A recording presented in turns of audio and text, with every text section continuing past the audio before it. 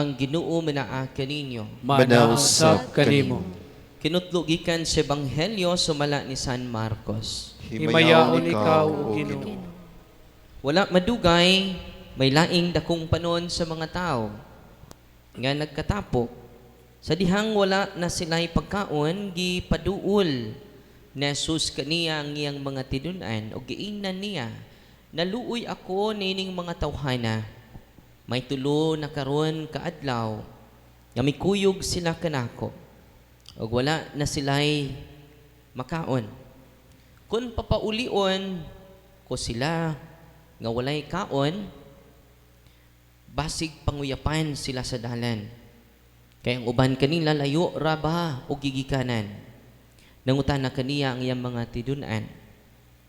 Asa man kita mukuha og pain, dinhi nining awaaw nga dapit, nga arang ikapakaon nining mga tawhana. Pila ka buok ang inyong pain, nangutana sa Jesus kanila. 7, mitubag sila. Unya gipalingkod ni Jesus sa yuta ang mga tao. Gikuha niya ang 7 ka pain o nagpasalamat siya sa Dios. Human niini, gipikas-pikas niya ang pain o gihatag ngadto sa iyang mga tinunan aron ilang iapod-apod sa mga tao. Gituman kini sa mga tinunan. Sila may pipila usab kagagmayng isda. Og si Jesus nagpasalamat sa Dios tungod niini. Isugo niya ang iyang mga tinunan sa pag-apod-apod niini sa mga tao. Nangaon ang tanan og nangabusog. Mga 4,000 sila. Ang salin nahipos sa mga tinunan 7 ka bukag. Unya gipapauli na Jesus sa mga tao. O misakay dayon siya sa sakayan. Uban sa iyang mga tinunan ug miadto sa yuta sa Dalmanuta. Ang ebanghelyo sa Ginoo. Daygon ikaw, O Kristo. Magandang tanghali, bayan. So nabusog na ba kayo? So ngayon, ang isi-share ko sa inyo,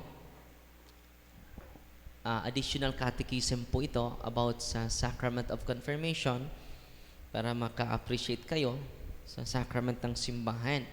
Dahil how to conquer our ignorance, the wound of ignorance, yan po ang topic ko last month.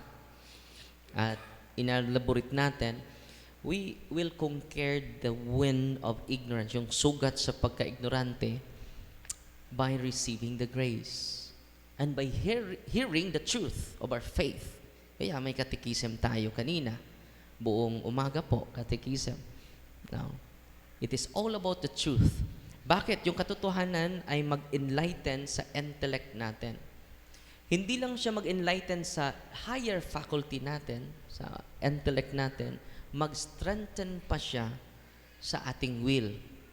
Yung higher faculty natin, una, intellect and will. Yan po yung higher faculty. Yung lower faculties natin, yung passion natin, yung emotion natin. Lower po yun. So, how to strengthen our will? By listening the truth. Because the truth will enlighten our intellect. Kaya nga, importante yung preaching. Oh, tingnan nyo yung mga tao dito. Ang daming mga tao nakasunod na Jesus. No? And he start first for catechism. Preaching the people of God about the kingdom of God. Amen?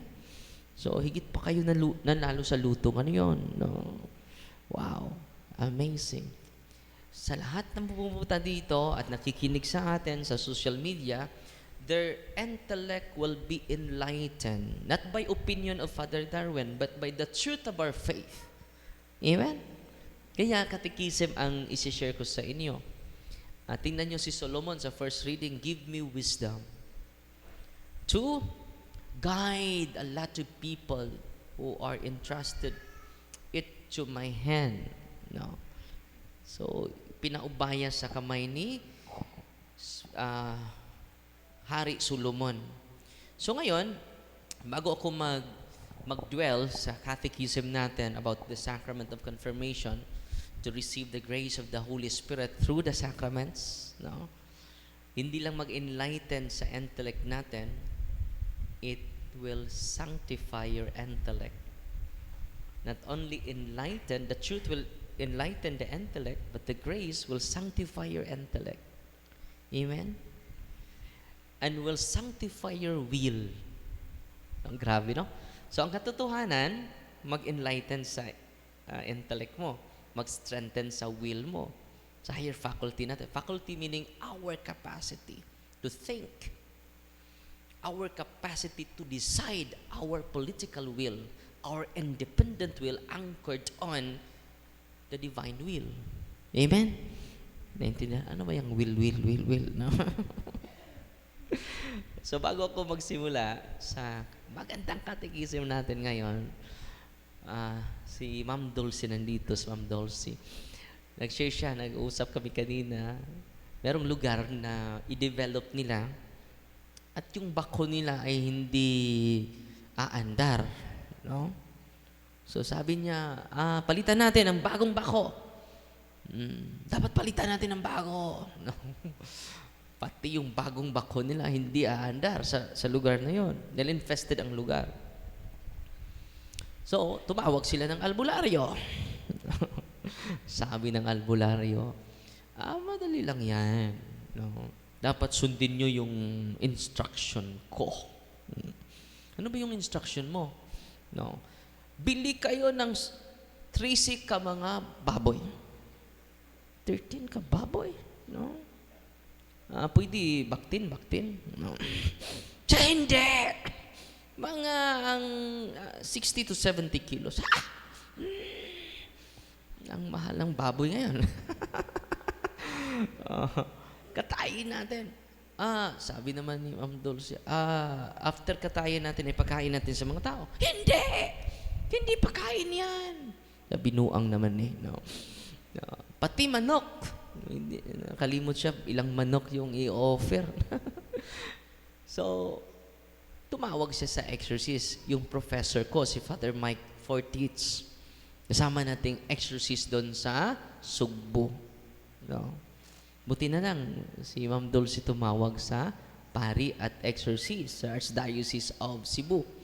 Siya po ay isa sa mga professors ko sa Seminaryo Mayor San Carlos sa Cebu. At ang requirement lang ni Father Mike, bili kayo ng isang half na rock salt, isang kalahati sa sako na rock salt. Iyon lang, Father. At mag-prepare kayo sa buong pamilya ninyo dahil hindi basta-bastang lugar yan, infested. Posible syudad. No?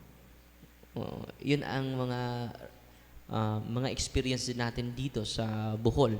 No? So after exorcism sa lugar, no, nakaandar na yung bako, yung operation, tuloy-tuloy na. No? At na-amaze si Ma'am Dulce sa kapangyarihan ng ating simbahan na ini-entrust niya sa mga lahat ng pari, hindi lang sa exorcist. Amen? No, wow, amazing. So tuloy-tuloy ang operation nila sa project nila doon. No? So, ang requirement, hindi baboy. Asin, rock salt. Ang mura, kagasto na. Hindi umaabot ng 1,000 yung gasto niya. So, baboy, mga 170,000 yon. Grabe, no? Ang mahal pala kapag ignorante tayo. To be ignorant is very expensive. That's the reason why you need to sacrifice, to listen more. Because knowledge is power. Ano? Ulitin nyo. Knowledge is power. Being ignorant is very expensive. Ang dami na naloko sa mga albularyo. Pasensya na, nagagalit na ba yung albularyo kay pa? Patawarin niyo po ako, aking kasalanan. No? We need to profess our faith in public, not just in secret. Amen? Nag-uusap kami kanina At pasalamat din tayo ni Ma'am Dulce sa tulong niya para sa ministry natin. Yung mga pari natin ay isa siya sa mga malaking ambag sa gasoline allowance nila. No? Pero ngayon, maliit lang kayo. So, isang pari lang ang tinatawagan natin. So, yung patchim na kasama natin ang mamaya alas 2 after sa misa natin dito. Yung sacrament of confession po, very essential po yon sa pagkapari ko. Very essential po yon sa buhay natin. Pero we take for granted for the sacraments. Tingnan niyo yung mga tao, panay lapit na Jesus. Ang dami, libo-libo. Kung nalalaman lang natin, lagi tayong lalapit sa Kanya. No? Make a regular confession once a month. No? Necessary. Yan po ay pagpatunay na we are not relying on our own capacity. We are not relying on our human strength, but we are relying on the grace of God. Amen?